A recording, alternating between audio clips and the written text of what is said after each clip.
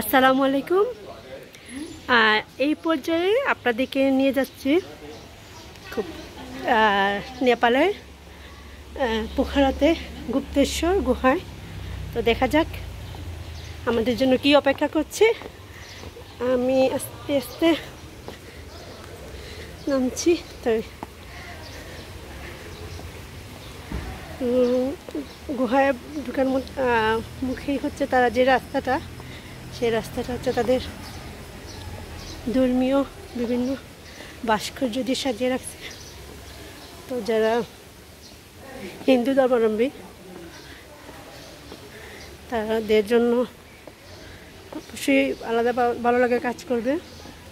এবং যেহেতু সুন্দর পরিচ্ছন্ন, যারা টুরিস্ট বিভিন্ন ধর্মের হোক বিভিন্ন দেশের হোক অবশ্যই সেটা পছন্দ করবে।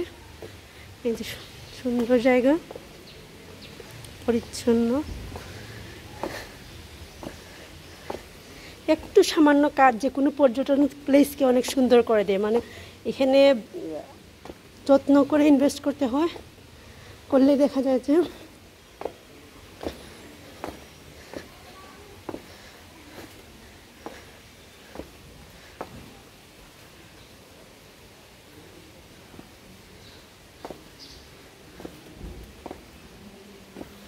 আস্তে আস্তে যাচ্ছি গুহার মধ্যে।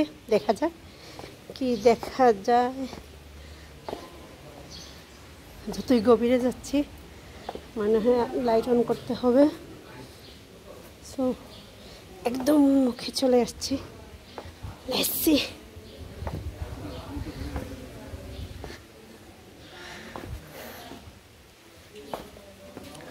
অনেক টুরিস্ট আছে। No light, No light. Light. Yes.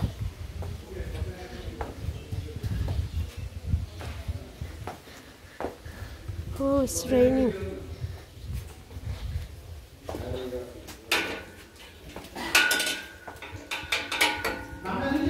হ্যাঁ হ্যাঁ আসতেছি। গুহার প্রবেশ পথ।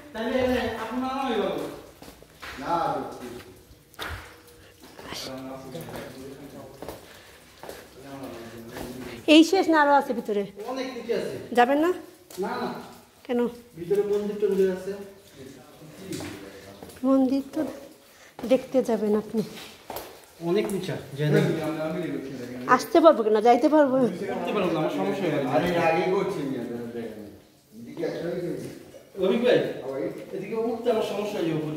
আরে সালাম যেমন আর মন্দির সব কি ছবি তুলে দিয়ে একটা ছবি তুলে দিয়ে ম্যাডামে যাইতে পারে এর মতো সাহসী লোকদের আসেন আসেন যাই।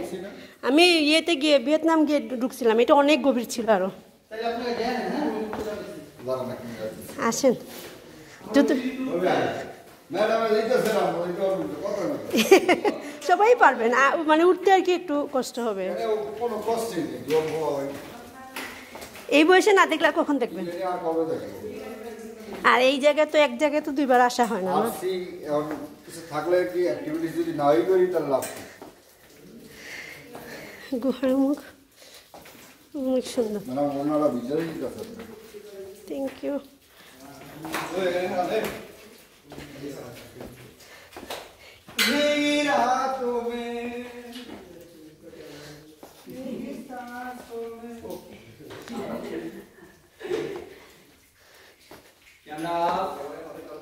Of okay. তো এখানে ক্যামেরা বন্ধ করতে হবে। So bye by.